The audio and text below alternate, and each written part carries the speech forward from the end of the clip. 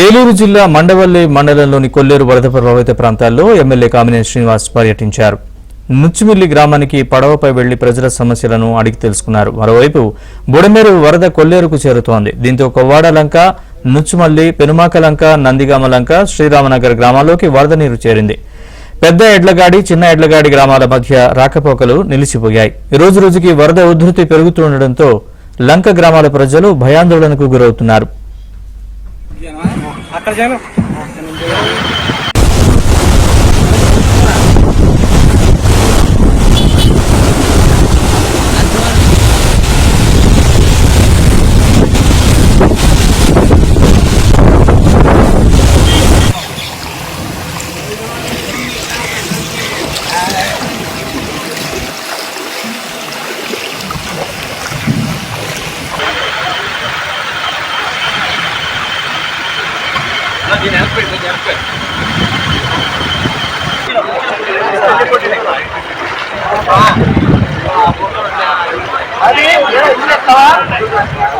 చాలా మంది ఉన్నారు వెనకాల.